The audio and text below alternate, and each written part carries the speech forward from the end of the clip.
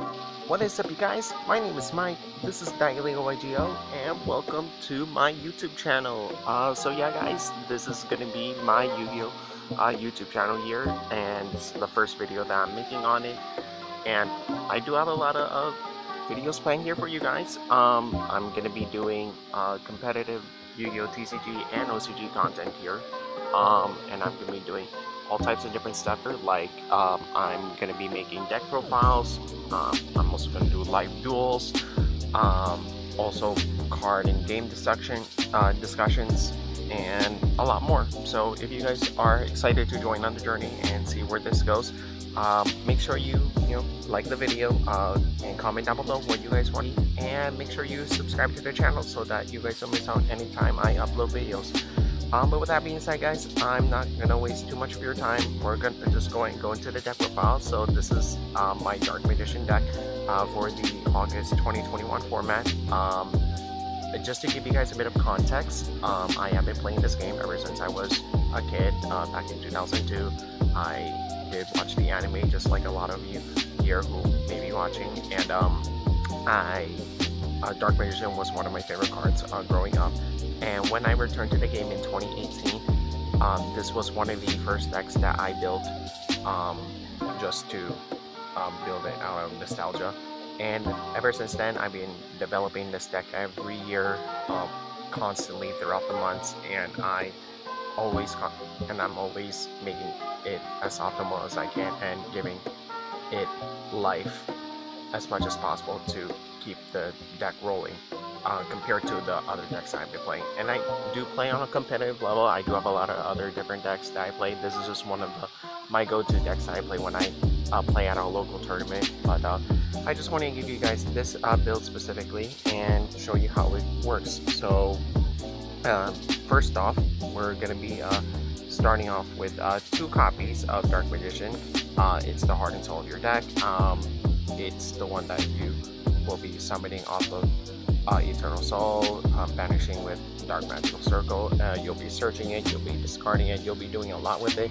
And honestly, 2 copies has kind of been a good ratio for me. I know a lot of earlier builds used to play like 3 copies of Dark Magician, but most of the modern builds that I see now only play 2. And I've kind of been okay with this here. It has not been too bad for me throughout playtesting, and I've never really missed the 3rd copy all that much, so 2 has been kind of okay for me in that regard. And then I'm playing 1 Red Eyes Black Dragon because we are playing the Dragoon package here for that reason. It's not here for anything else besides that. I am playing 1 Dark Magician Girl because she free draw that you can get off of Soul Servant, and she is also good because it helps make sure that you get the floating effect with the Dark Magicians in your extra deck, so that when it dies, you can just bring this out along with Dark Magician and still trigger other cards like Circle and get your free draws from Soul Servant and many more. So that's why she's here. And for the normal summon of the deck, I'm playing 3 Magician's Rod. This is pretty standard in any pure Dark Magician build. You normal summon it, you search out any Dark Magician spell or trap, and there is good ways to get it to the graveyard in this specific build, so that you can get the recursion off of it every time you activate a spell or trap, while this card is in your graveyard. So you can just keep recurring it back multiple times and make sure you keep getting searches every turn with it. And I'll be showing you guys in the test hand and come up portion that it does come up every so often, but not as often as I'd like. And then for the extenders, 3 Magician Souls, because if you want this deck to be as competitive as possible and to make sure it can be performed consistently on every level, you do need to play 3 copies of this because it's a free draw, it's a free body, it's a free special summon for Dark Magician. It just does so much for the deck in terms of consistency.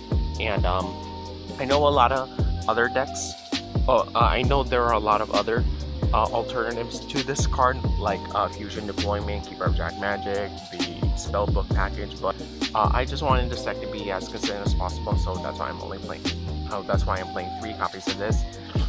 And then for the hand traps, I'm playing 3 Ash Monster and Join Spring because this is a very generic hand trap that can hit a lot of top tier decks.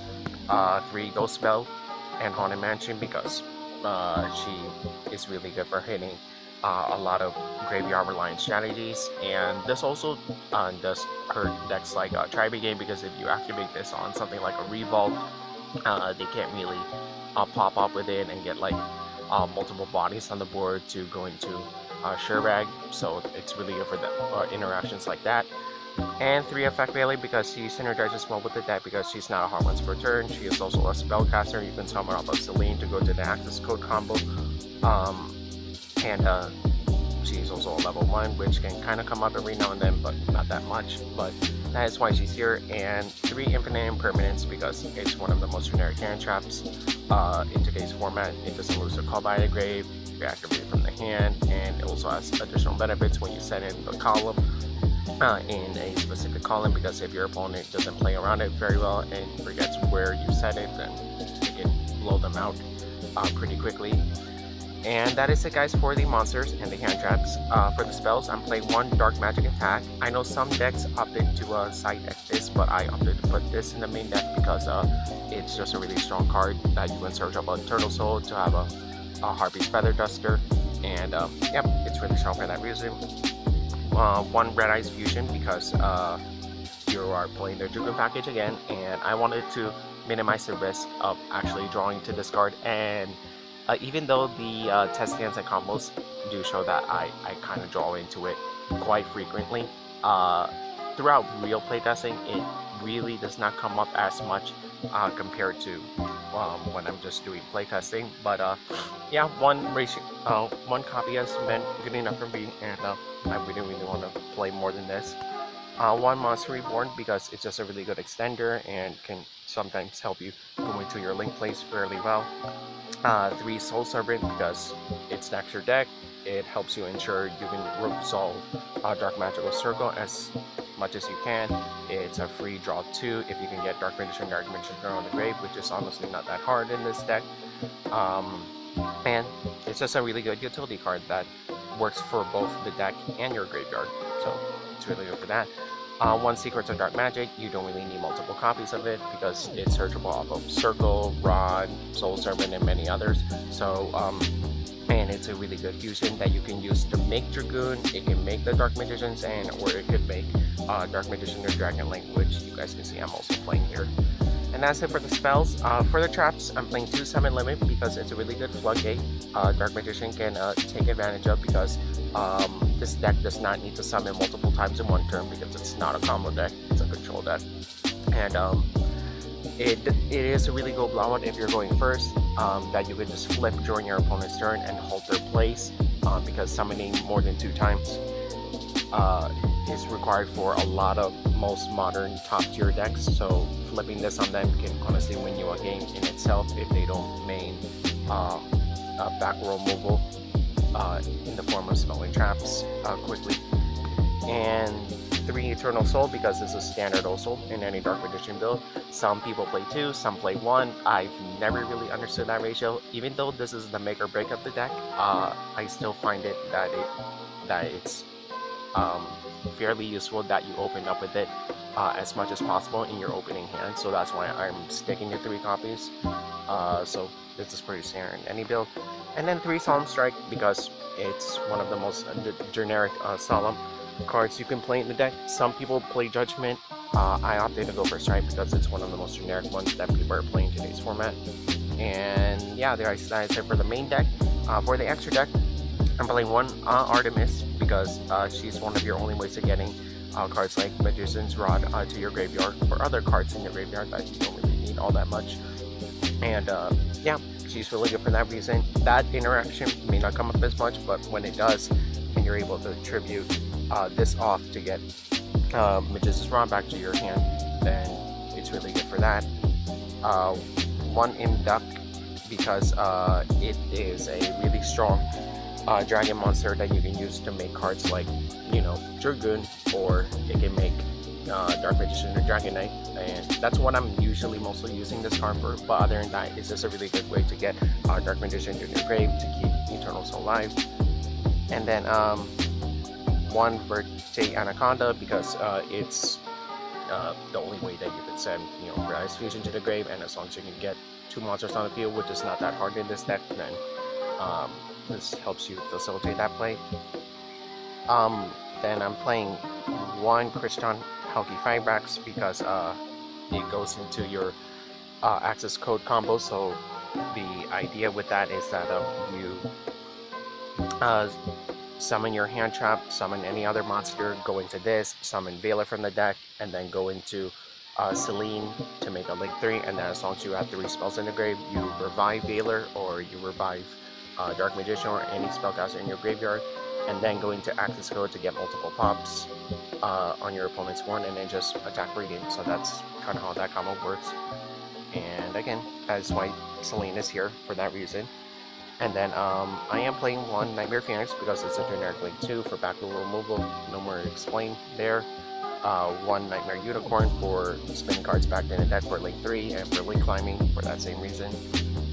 One BLS because it's a really strong card that if you can make it with Dark Magician, can be hard for some decks to get over because it can be targeted or destroyed, and it can do a lot of things with its other effects. It gains 1500 attack, it can attack twice during the next battle phase, and can non-target banish a card in the field, which can come up every now and then, but not as often. And access code for that same reason, just to OTK for game. This could honestly be any Link Lord you want. It can be Boros Sword, it can be Borlo for Dragoon, it can be Appaloosa, it can literally be anything. So that's why it's there. And then for the only 2 ACs here, one Big Eye because stealing your opponent's monsters and using it for link plays is really strong. One Red Eyes Flare Metal Dragon because it's a free rank 7 you can make that can just burn your opponent if they're not capable.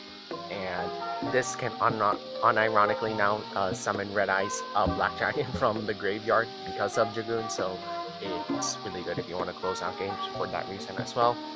And then for the fusions, one Red Eyes Dragoon, you don't really need multiple copies of this. You can kind of catch them off guard if you want to play 2. You can just cut anything else that you'd like and maybe play a second copy, but I kind of found that one is already hard enough for some decks to deal with because it can be targeted, it can be destroyed, it burns your opponent's monsters and inflicts, piercing metal piercing damage to them because of that. Well, not piercing, it inflicts effect damage to them for those monsters, and it's a free negate that can just gain attack for no reason. It's really strong for that, for those reasons, and honestly this deck would not be as good or as powerful if it wasn't for a card like this, so that's why I'm only playing one. And then the one Dark Magician Dragon Knight, because setting this up with Eternal Soul and with your back removal is a kind of weird move that your opponent may have a hard time getting over, and if you can drop this on them with Eternal Soul and with all your backload, then you're in a really good position.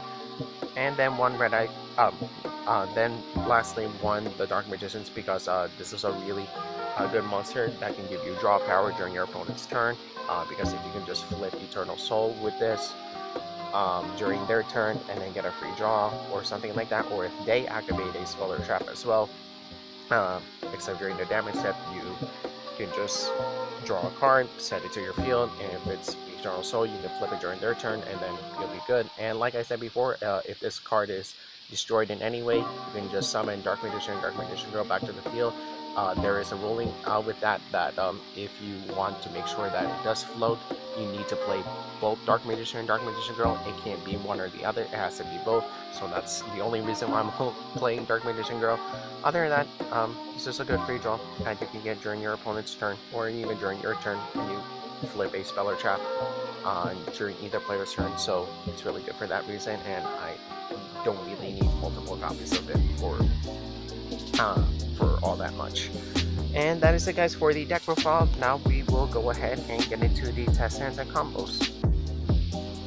Alright, you guys, welcome to the test hand and combo portion of this deck profile. So as you guys can see, in some of these test hands that I'm showing you here, I did not open fairly well because Red Eyes Fusion is kind of stuck to my hand for some reason in some of these replays. But other than that, I just want to give you guys a feel for how the deck would usually perform based on how you open up. And here in this specific dance hand, I did not open up all that well, but getting cards like Magician's Rod to the Grave with Artemis, and then setting up with the Circle and Eternal Soul combo are very standard for this deck, and having the added Imperm with that is just a easy negate during your opponent's turn, which can come up fairly well. And you know, considering I do play 12 hand traps in this deck, it is good to at least open up with one of them here to give them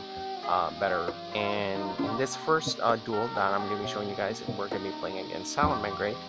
And I think this list specifically, since it's against the AI, it's playing the OCG ban list, if I'm not mistaken. But yeah, either way, you can see here that my hand here with 1 Ash and 2 Veiler was not all that bad. This is why I opted to play cards like Veiler, because them not being a harm once per turn is really strong for this deck and helps make sure that you can give out as much interruption during your opponent's turn. And here, as you can see here, all 3 hand traps I used here did kind of hold their play fairly well. It's not the best, but the fact that I only had to play through 1 disruption here was good. But the rest of my hand did not do all that well here, as you guys can probably see. But other than that, this deck, when it opens up well, can perform fairly consistently. It's just that, if you don't open up with the right hand, or open up with the right starters, like with Rod or Circle and other things, this deck can kind of struggle when going into late game. And even like Floodgates, like Summon Limit, even when you flip it in late game, do not really bowl all that well, because you ideally would want to do it during their starting place when they're going first. But other than that, this deck did not really perform fairly well in this specific replay. And as you can see, drawing into more hand traps like this, when you're going to turn 3, turn 4, does not bode well for your strategy. But we're gonna go ahead and step into the next deck, the next duel, which is gonna be against Dogmatica Invoke Shaddoll, which is still somewhat relevant in today's format. And here, as you can see, Rasputin again is stuck to my hand for no apparent reason, but it is still a strong card if you can resolve it, and as long as it doesn't get ashed. The rest of the hand though is fairly decent. It is not all that bad, but as you can see here, I was able to set up with the Magician's Souls with the Eternal Soul and the Dark Magic Circle combo with Dragoon, but due to blow-up cards like Super Polymerization here, which are really strong against this deck, it did not bode well for my strategy, because now I lost my Omni Negate just because of that blow-up card alone. But other than that, backing it up with Eternal Soul and Circle still helped me ensure that I do have plays. And here, you can see here that the AI did try to pop my Dark Magician after trying to resolve and kiss in the grave after sending it to the grave with Dogmatica Punishment. But as you can see, he did not go away because of Eternal Soul protecting all my Dark Magicians. And here you can see here, as long as I can get the setup, maintain and get both Dark Magicians in my graveyard with Circle and Eternal Soul, then I'm able to play through the game fairly well. And in this last duel, I'm just gonna be playing a fairly decent match against Blue Ice, because it's very fitting for this deck. And as you can see here, I only really opened up with 1 starter, and I was still able to get a free draw with it. And here, this is already a really good decent setup here, because I have Ash for searching, I have Ghost Spell for graveyard shenanigans, and I also have Eternal Soul set up with Circle, so I get a Banish, I get 2 disruptions, and that's really it. That's one of the things I like about this build specifically, because it's really strong in terms of how many disruptions it can put up and hold your opponent's play so that you can draw more into your own plays. The only downside that this build specifically, you can see struggles against is that after you disrupt them enough, if you don't open up with your regular starters, it can be a bit hard to bounce back and really control the game from there, unless you open up with starters like Rod or Circle, which is kind of hard to get to considering you're playing so many hand traps already. That's why I'm thinking I might change this up here a bit, but I'm not sure when.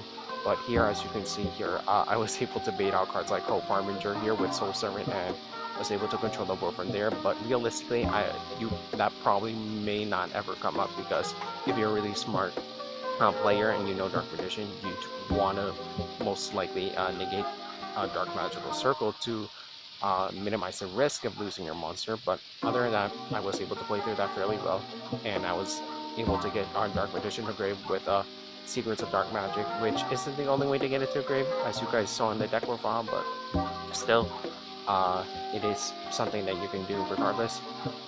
Here I did make a misclick with putting Magician's Rod in defense, which I did not mean to do, but as you can see here, I was still able to close the game out regardless with my setup here, and I really did enjoy it here, because now that I was able to get both Dark Magician and Dark Magician Girl to my field, that it, honestly made me happy. But other than that, guys, this deck, it still faces the same struggles as it did before, even with all the new support that I got with Souls, Soul Servant, Secrets, and all that stuff. It still lacks in consistency, and does still struggle to this day here with playing through multiple disruptions, which is not the worst, but can still really hinder its viability in being a top tier strategy. But if you can get your setup to go well and able to establish a board like this with your Dark Magicians and Grave, and like with everything else that you set for disruption, then this deck can perform fairly well. But either way, guys, that is it for the test hands and combo portion of this video, and I do thank you guys so much for watching.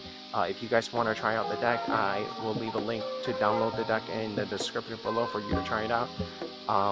If you guys really do enjoy the content, don't forget to like, comment, subscribe, and I really do hope you guys will keep up with the journey, and hopefully follow me as I progress through this channel and see what kind of content I make. So again, guys, don't forget to do all that for me. Like the video if you really enjoyed it. Comment below if you guys do want to request for a deck profile or request any other content that you want. And don't forget to subscribe to our channel and turn on the notification bell so you guys don't miss out. And that's gonna be, guys. Thank you guys again so much for watching. This is Untitled YGO Mike signing off.